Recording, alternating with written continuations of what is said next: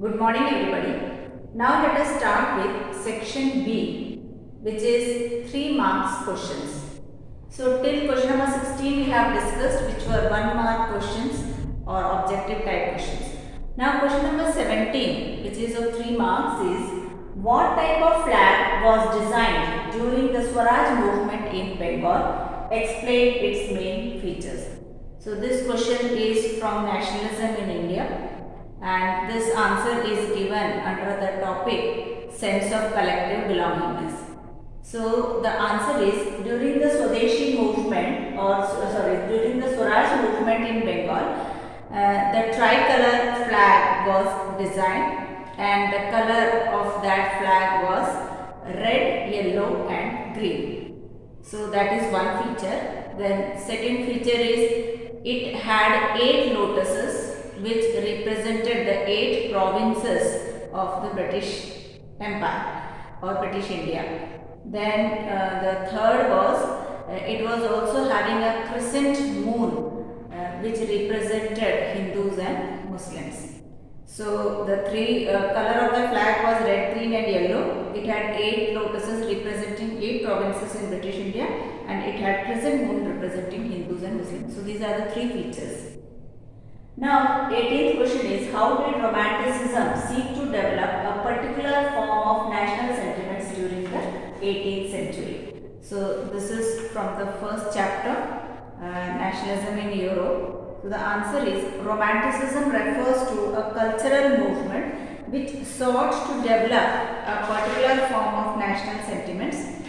It aroused the national sentiments in the following ways. Romantic artists and poets generally criticized the glorification of reason and science and laid emphasis on or focused on emotions, institutions and mystical feelings. Second point, their efforts was to create a sense of shared and collective heritage, a common culture of past as the basis of nation. Third is, some German romantics believed that through folk songs the true spirit of nation can be popularized. German culture was to be discovered among the common people. So these 3 points you have to write for this question. Now, in option of that question, one more question is asked, that is, who was the main architect of the nation state in England? Describe their contribution. So this question is also from Nationalism in Europe. Now when the question is asked, who was the main architect of nation state in England? So we have studied about Germany and Italy, who were the main architects. So those were the names of single person. But it is about England. So in England there is no mention of any one particular person who was the architect of the nation state. So the answer is, it was the British Parliament which was the main architect of the nation state in England. Now let us see what was the contribution of the British Parliament. The Parliament, through the Act of Union of 1707, formed the United Kingdom of Great Britain.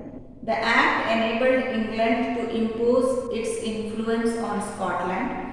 Ireland was deeply divided between Catholics and Protestants. The English helped Protestants to establish their dominance over largely Catholic country. After a failed revolt led by Wolfe Tone and his United Irishmen, Ireland was forcibly incorporated into United Kingdom in 1801. A new British nation was forged through the propagation of a dominant English culture. So in this one we have to mention about joining of Scotland and Ireland both. Now the 19th question is, explain the factors responsible for the location of jute textile mills mainly on the banks of river Hooghly. So answer is, there are about 70 jute mills in India, mostly are located in West Bengal along the banks of the Hooghly river, and the factors responsible for their location are, first is proximity of the jute producing area. So we have studied that raw material is one important factor always. So the raw material is jute, and so the jute producing areas are located nearby. Second is inexpensive water transport supported by a good network of railways and roadways. So because Hooghly is a river, so water transport is easily available. So that is the second factor. Then third is abundance of water for processing of raw jute. Then Kolkata is a large urban center that provides banking, insurance and other commercial facilities. So usually these are the common factors which we see everywhere in location of all types of industries. Closeness to raw material, then water supply, then government facilities. All these things are common factors, so that is also the answer.